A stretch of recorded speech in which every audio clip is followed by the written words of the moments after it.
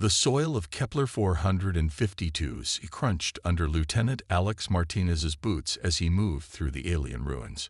Gray stones and strange metal structures surrounded him, remnants of a civilization long gone.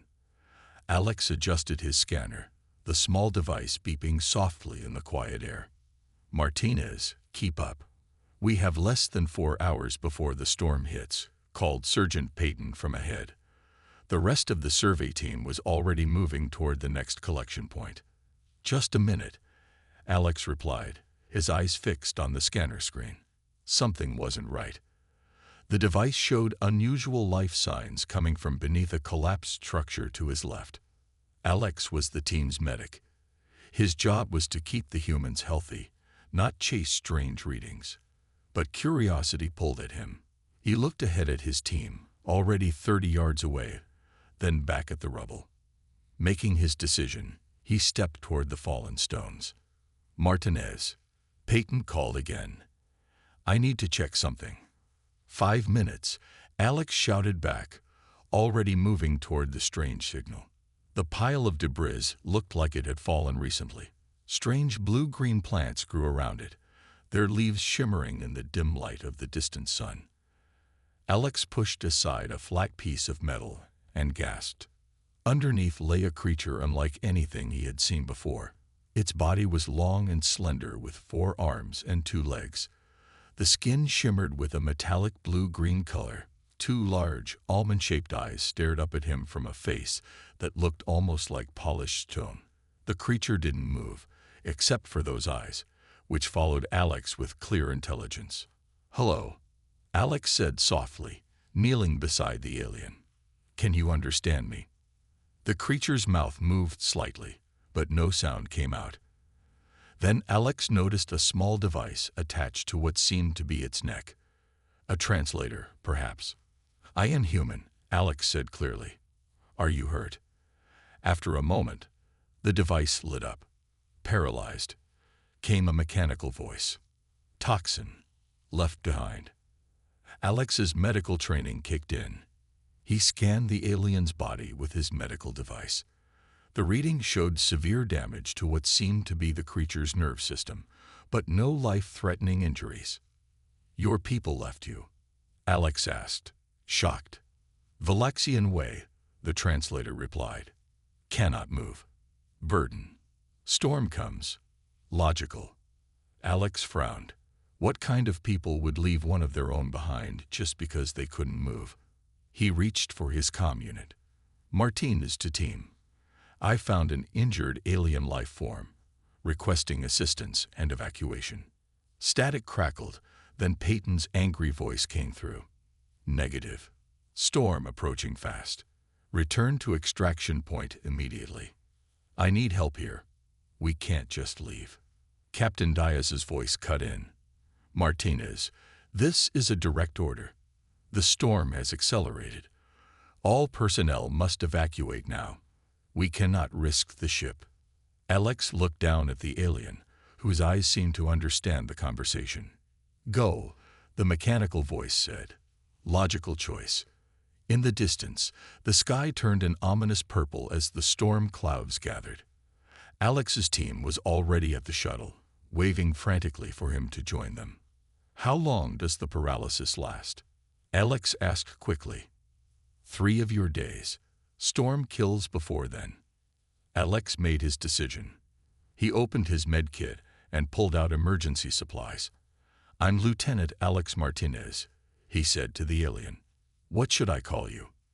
The translator was silent for a moment. "Thrix. Why you stay? Not logical." Alex smiled as he set up a portable shelter beside the alien. In the distance, he could see the shuttle rising into the air without him. Humans have a saying, "Thrix. No one gets left behind." He activated the shelter's shields just as the first winds of the storm reached them. "Now let's figure out how to keep us both alive." The storm outside howled like a wounded animal. Inside the small shelter, Alex checked the seals one more time. The portable unit wasn't made for extended use, but it would have to do. Purple lightning flashed through the thin walls, making shadows dance across Thrix's metallic skin. Radiation levels rising, Alex muttered, looking at his handheld scanner. But we should be safe in here. Thrix's large eyes blinked slowly. Why risk?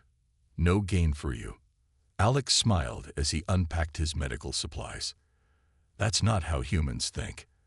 At least, not all of us. He carefully examined the alien's body. Thrix had 4 arms, each ending in 3 slender fingers. His legs were longer than human legs, bent at odd angles. The toxin had completely frozen his body from the neck down. Can you feel this? Alex asked, touching one of Thrix's hands. No. Nerve toxin from cave predator. 3 days to wear off. Alex nodded, then pulled out his comm unit. Martinez to *US Discovery *. Do you read me? Through bursts of static, a woman's voice answered. This is Science Officer Green. Martinez, you idiot. Captain Diaz is furious. Nice to hear you too, Olivia, Alex said, grinning. I'm safe in a shelter with the alien. We need extraction once the storm passes. The storm's worse than we thought. Olivia's voice crackled. We can't come back for 72 hours at least, assuming you survive that long. Alex looked at his supplies. 3 days of oxygen packs, food for 4 days, water recycler functioning. We'll make it. Just be ready when the storm breaks. Captain wants to speak with you, Olivia said. After a pause, a deep, angry voice came through. Martinez, you've violated direct orders. If you return, you're facing serious charges. Understood, Captain, Alex replied calmly. But I couldn't leave a sentient being to die. That was not your decision to make. The captain's voice cut off as another burst of static interrupted the communication. Thrix watched Alex with curious eyes. Your leader angry. You lose position. Probably, Alex admitted, setting up a small heater. The temperature outside was dropping fast. But that's not important right now. Let's focus on keeping you alive. Thrix's translator made a strange sound, almost like a laugh. Valaxians not understand. Efficiency is everything. Weak parts removed. Is that why they left you? Because you were injured? Yes. Logical. 5 others continue mission. Important research. 1 paralyzed. Useless. Alex shook his head as he prepared a nutrient solution. He had no idea what Valaxians ate, but his scanner suggested this might work. On Earth, we have many stories about people who risk everything to save others. It's part of who we are. Not efficient, Thrix insisted. Maybe not in the short term, Alex admitted. He held up the nutrient solution. Can you drink this? I need to keep your strength up. Thrix's mouth opened slightly, revealing teeth that looked like small blue crystals. Alex carefully helped the alien drink. Outside, the storm grew stronger. The shelter shook with each blast of wind. Alex checked his equipment again. Oxygen levels were already dropping faster than he had calculated. We have a problem, he said, showing Thrix the readings. At this rate, we won't have enough air for 3 days. You should have left, Thrix said simply. That wasn't an option. Alex began examining the shelter systems, looking for a solution. There's always a way. We just need to find it. Suddenly, the shelter's main light flickered and went out, leaving them in the dim glow of emergency backlights. Something outside had damaged the power unit. Now we have 2 problems, Alex said with forced cheerfulness. On his comm unit, static had replaced all signals from the *US Discovery *. They were on their own. Tell me about your world, Alex said as he worked to restore power. If we're going to be stuck here together, we might as well get to know each other. So your home planet has 3 moons? Alex asked as he fixed wires in the damaged power unit. 8 hours had passed since the storm began.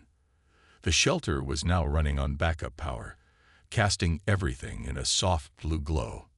Yes, 3 moons, strong gravity. Made us strong, but resources few. Thrix's voice through the translator sounded less mechanical now, as if the device was learning his speech patterns. Alex nodded, connecting the last wire. The main lights flickered back on. Got it, he said with a smile. Now for the oxygen problem. Outside, the storm continued to rage. Strange sounds echoed through the ruins, scraping noises and high-pitched calls that made Alex think of the cave predator Thrix had mentioned. Those creatures out there, Alex said, checking the shelter's seals again. Are they what attacked you? Yes.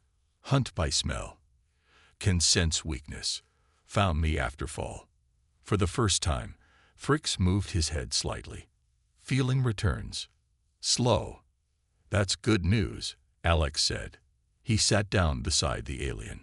So tell me more about your people. Why is efficiency so important?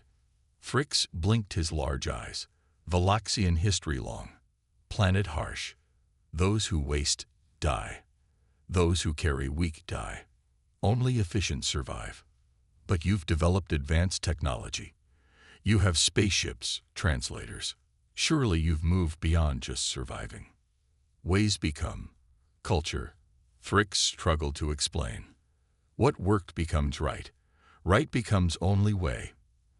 After a pause, he added, what about humans? Why keep weak? Alex thought for a moment. We believe every life has value. Sometimes the people who need help the most teach us the most important lessons.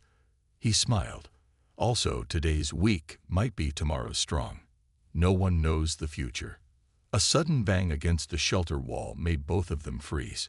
Something large moved outside, scratching at the surface. Predator, Thrix whispered. Smells blood. My blood. Alex grabbed his laser cutter, the closest thing to a weapon he had. Will it leave? No. Patient hunter. Waits. The scratching continued, growing more intense. The shelter wall began to bend inward slightly under the pressure. This shelter wasn't designed for this, Alex muttered. He looked around for anything that might help. His eyes fell on his medical bag. Wait, I have an idea. As the creature continued to press against the wall, Alex quickly mixed chemicals from his med kit. What making? Thrix asked. Something smelly. Alex replied, working fast. If these creatures hunt by smell, let's give them something they don't like. The mixture turned a bright orange. Alex placed it in a small container with a remote release.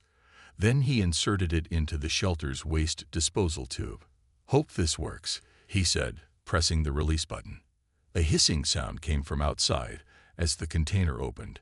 The scratching stopped immediately, replaced by a high-pitched shriek that faded quickly as the creature ran away.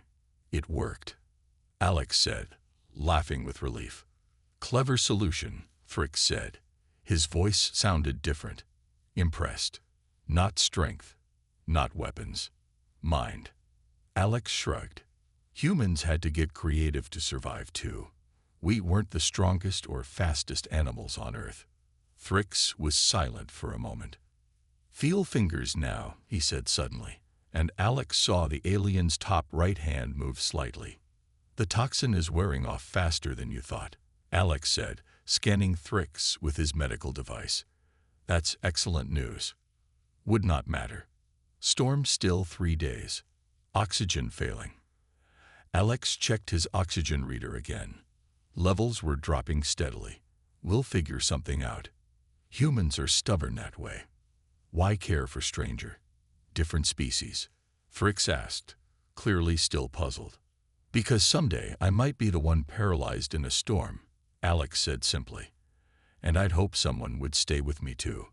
For the first time, Thrix's mouth formed what looked almost like a smile. 24 hours into the storm, Alex woke to a loud alarm. The oxygen recycler was flashing red. He jumped up and checked the readings. This is bad, he muttered, running a hand through his hair. Thrix watched him with those large alien eyes. The Valaxian could now move both upper arms slightly, though his lower arms and legs remained paralyzed. problem?" Thrix asked. "The recycler is failing. We're losing oxygen faster than I thought." Alex opened the machine's panel and looked inside. Something's damaged, maybe from the storm's radiation. He worked on the recycler for an hour, trying everything he knew. Nothing helped. The levels continued to drop. "How long?" Thrix asked. Alex checked the readings again. "At this rate, 36 hours. Maybe less." He hit his comm unit. "Martinez to *US Discovery*. Emergency. Oxygen systems failing. Do you read me?" Through heavy static, Olivia's voice barely came through. "Reading you. Storm. Worse, Captain says. Earliest." "Repeat. I can't hear you clearly." Alex shouted. "Rescue in 48 hours. Minimum." The signal died completely. Alex slammed his fist against the wall of the shelter. 48 hours. That's too long." "You die because of me," Thrix said simply. "Nobody's dying today," Alex insisted. He paced the small shelter, thinking. "There must be something we can use. What about outside? Any plants that produce oxygen?" Thrix's eyes widened slightly. "Blue vines. In ruins. Store oxygen for night cycle." "Blue vines. Like the ones I saw when I found you?" "Yes. Valaxians study them. Rich oxygen makers." Alex looked at his environmental suit hanging by the door. Going outside during the storm was dangerous, but staying meant certain death. "If I can get some of those vines, could we use them to make oxygen?" Thrix moved his upper right arm, pointing to Alex's scanner. "Need to process them. Have chemical and medical supplies." Alex checked his med kit. "I have basic chemicals. What do we need?" For the next hour, Thrix explained how Valaxian scientists had studied the vines. With great effort, the alien drew a simple diagram using his partially working fingers, showing how to extract oxygen from the plants. "I'll need to get enough vines," Alex said, putting on his environment suit. "And I need to be fast. Storm radiation. Dangerous for humans," Thrix warned. "I don't have a choice." Alex checked his suit seals. "I'll be quick." He opened the shelter door just enough to slip out. Immediately, the storm's force hit him. Purple lightning cracked across the sky, and wind threatened to knock him down. His radiation meter immediately began to climb. Moving as quickly as he could, Alex made his way to the collapsed structure where he had found Thrix. The blue vines were still there, growing in patches. He began cutting them with his laser tool, gathering as many as possible. A movement caught his eye. Something large was moving through the ruins, coming his way. One of the predators, drawn by his activity. Alex worked faster, cutting the last vine he could carry. The creature appeared at the edge of the ruins. It looked like a cross between an earth lizard and a wolf, with 6 legs and no eyes that Alex could see. Its mouth opened, revealing rows of sharp teeth. Alex didn't wait. He ran back toward the shelter, vines clutched in his arms. The creature followed, faster than he expected. The shelter door was just ahead.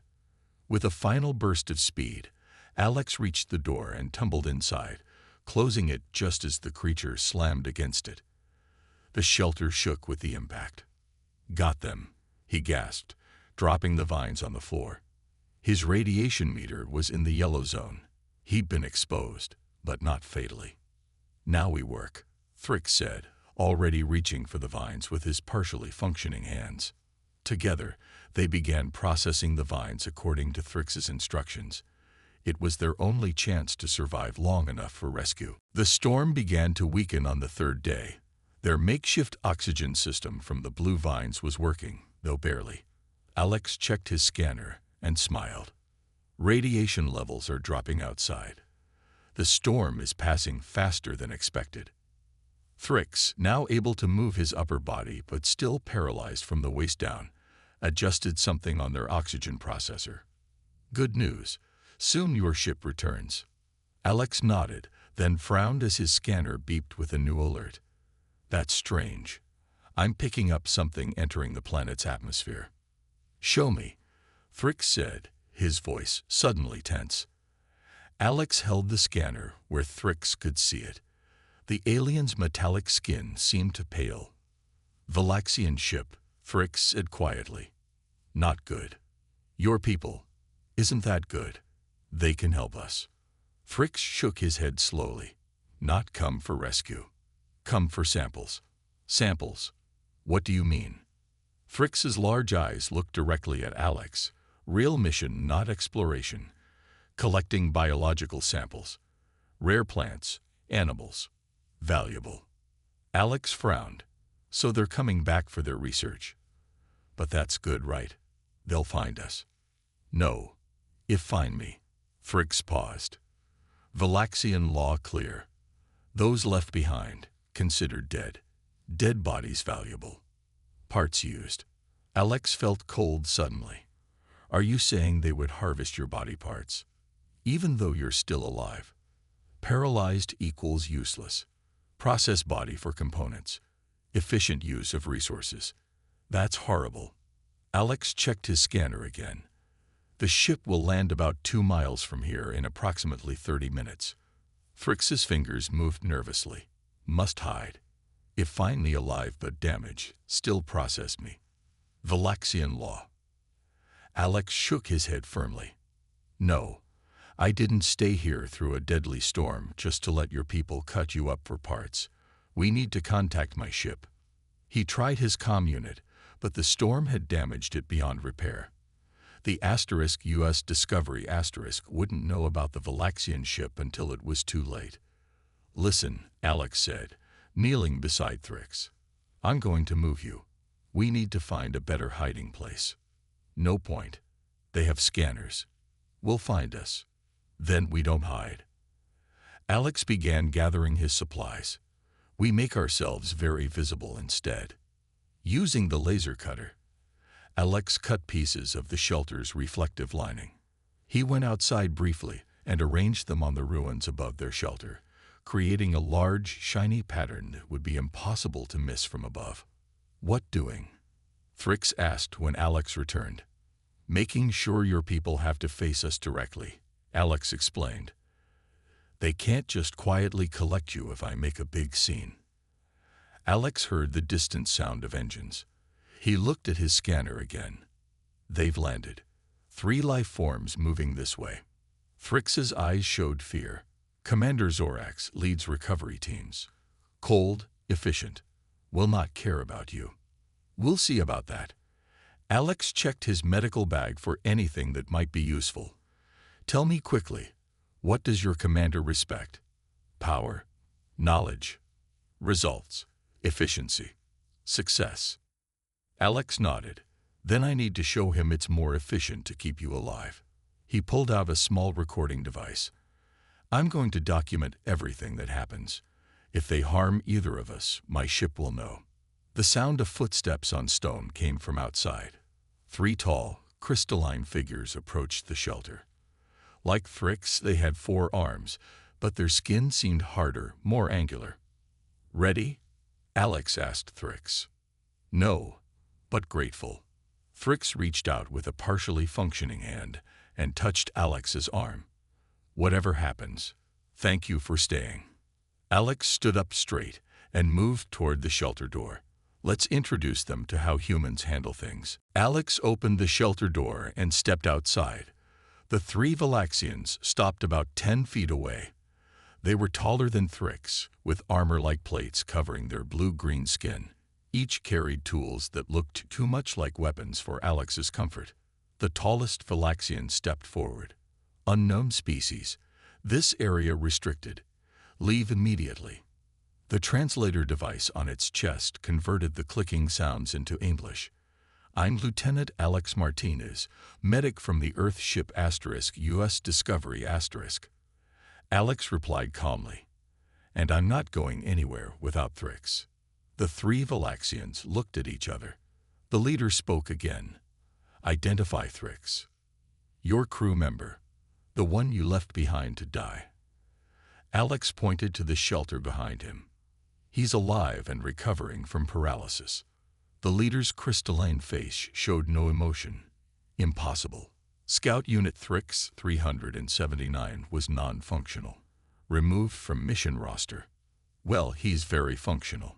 Just temporarily paralyzed. Alex stood his ground. And under my protection. The leader stepped closer. Alex could now see that what he'd thought were eyes were actually smooth crystal surfaces that somehow allowed the alien to see. I am Commander Zorax. You interfere with Valaxian mission. Move aside. I'm afraid I can't do that, Commander. Alex activated his recording device openly. I'm documenting this encounter for my captain. The *US Discovery * will be here soon. Zorax ignored this.